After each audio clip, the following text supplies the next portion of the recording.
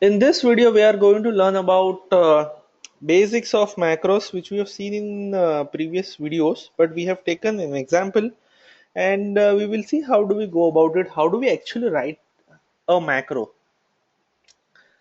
So over here we have four values as such: 1, 2, 3, 3, 4, 5, 5, 4, 4, and 4, 5, 6, and we have to create a sum in cell number B8. So wherever my cursor is, I have to go to this cursor first. I have to select this range and I have to do a sum in cell number B8. Let me highlight this cell number B8. So this is highlighted. So all right, so let's begin by writing a macro. So how do we write a macro? We go to this developer tab over here, or view tab. There is a on the right hand side there is an option called as macros over here. So we click on macros, you click on view, then you write the name of a macro. So over here I want to do a sum, so I will write sum underscore macro and I will create it. So Excel will create this macro first. Now macro is basically a logical step. uh, we have to think that what exactly we are trying to do. So over here the first step to write a macro is to create a set of sequence, and Excel will execute exactly the same thing. So the first sequence in this entire sheet or entire operation is wherever my cursor is, I have to move my cursor to cell number A3, wherever my cursor is. So I will write over here range into bracket into inverted commas A3, close the bracket, dot select. That means wherever you are, first step is go to cell number A3 and you be there. The cursor should be there. That's the first thing. The first step which has been taken. Now what I have to do is I have to record that particular row, because then eventually I will select this entire row. So what I have to do is I will take that row as a variable. Now whenever you are taking it as a variable, you have to define the variable first. All right, so now let's write this first underscore row.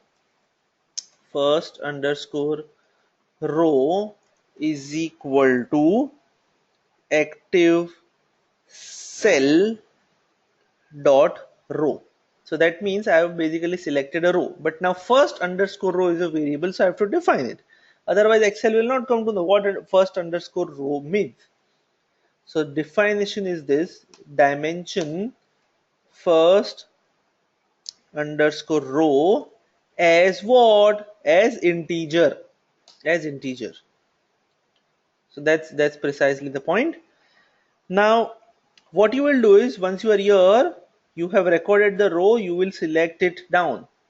So you have to write for that as well, which is selection dot end, which is you have selected till the end, you have to go x1 down.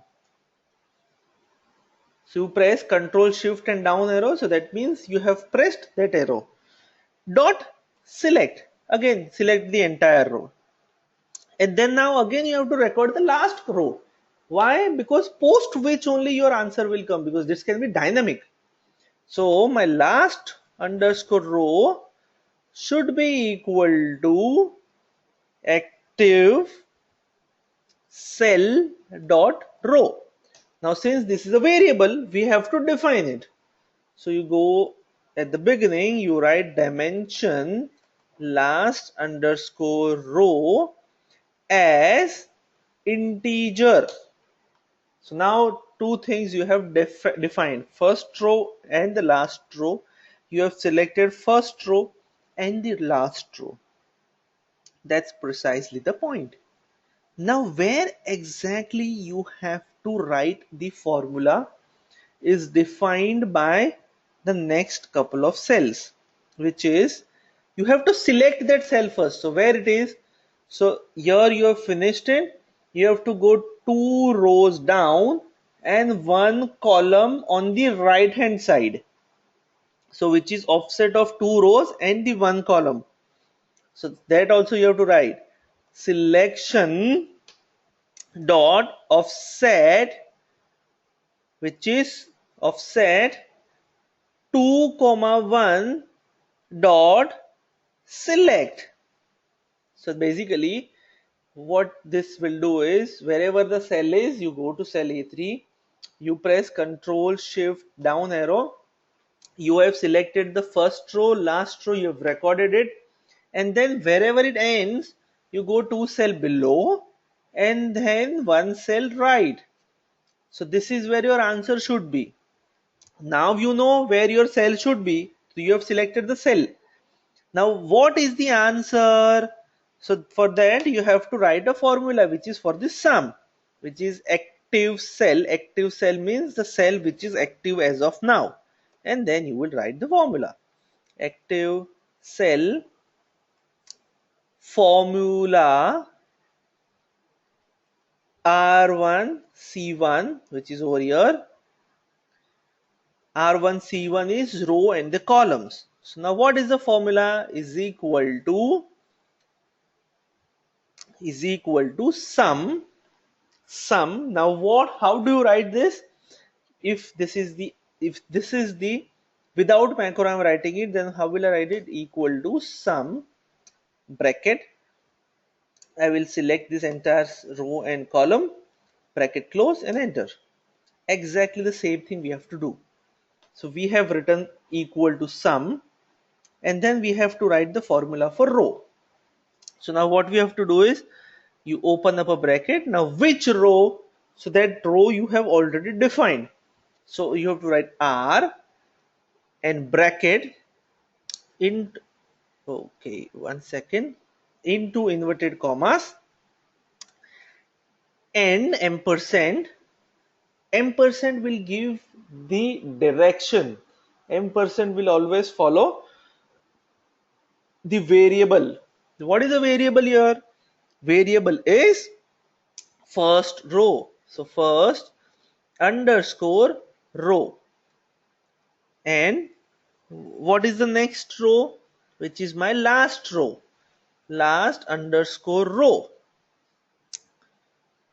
That's fair point. First row and the last row. And then you have to close the bracket. So like this, ampersand equal to, you close the bracket. This is for the row. Now since it's in the first column, you just have to write C. Till where?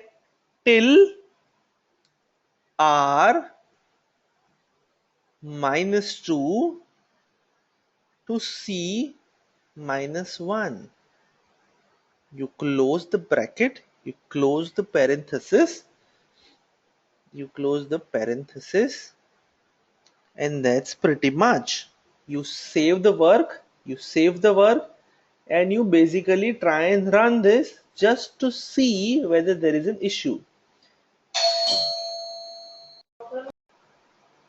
Now you click on macros, you go to macros, you go to view macros, click on some macro and run this. There is an error.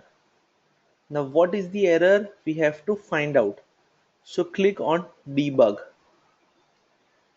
Now debug, you basically go one by one. So you can run this, or you can go this as step by step as well. So step by step is F8. So you keep on pressing F8. So F8, there is a direct issue with the with the with the uh, with the with the program. Now let's try to understand what exactly is the issue over here.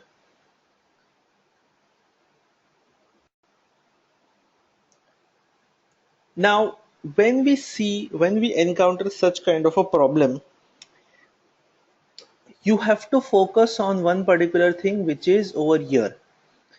Wherever the Excel stopped working, you have to focus on that particular item only. So what you do, you select this item, you delete this, you paste this item.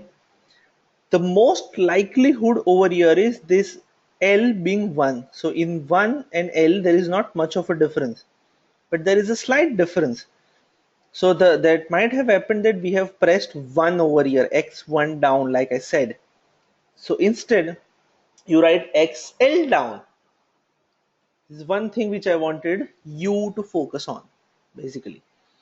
So that has happened. Now you close this, you save this, you close this, you click over here, you run this, some macro, and run this. You will get some answer. Now what this answer is basically is 1000. Now is it correct?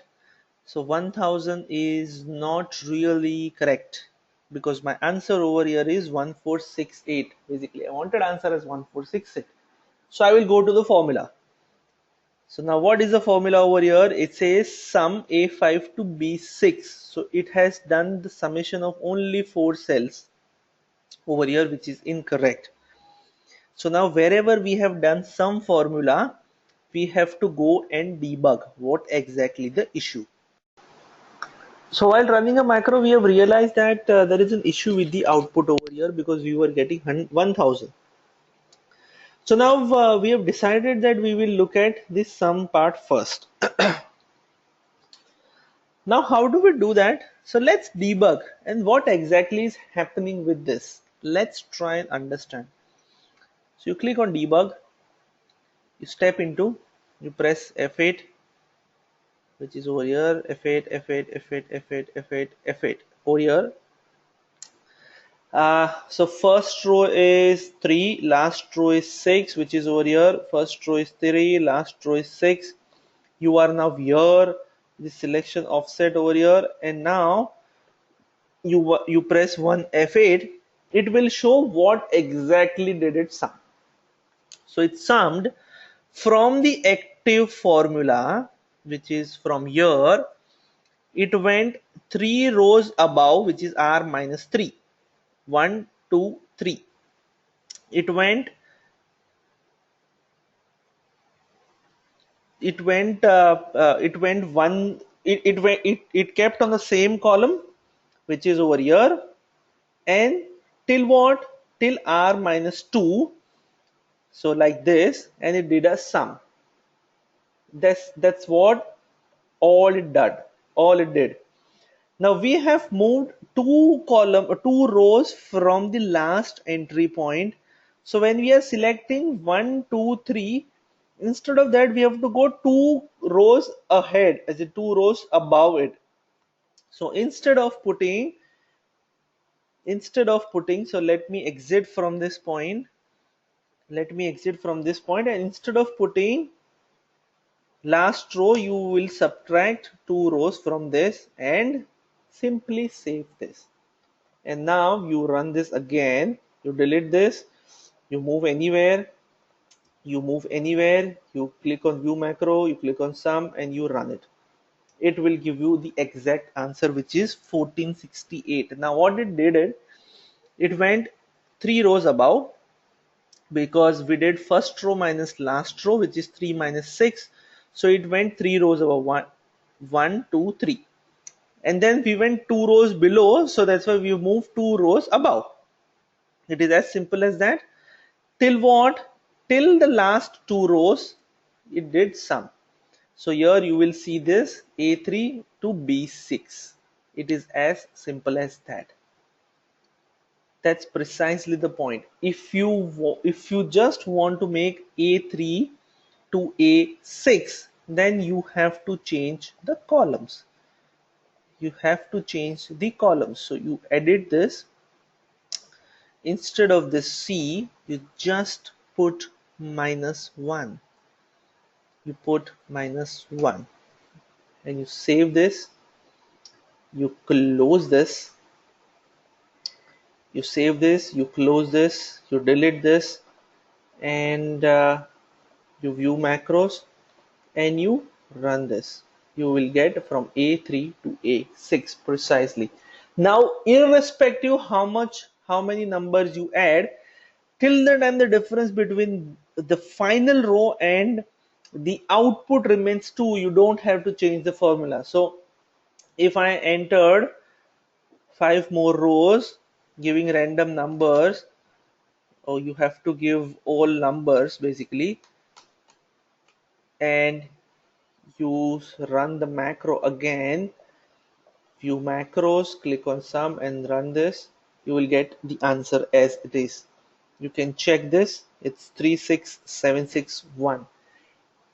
As long as the difference between the final answer and the final input data remains the same, which is 2, you will not have any issue. This is called as dynamic macro. Only problem with the macro is as soon as you change any format, it will not work. It will stop working. So if I increase this and if I change or if I add this something, or so my total answer will be 37229. And let me run this again. Run this 37229. It did not came as per the designated column. It came over here. So that's the issue with the macro. It is a dynamic, but then with the dynamicity, you have to change your code every single time. So that's precisely the point. That's all about the sum or summation macro. We will see a couple of more examples as well.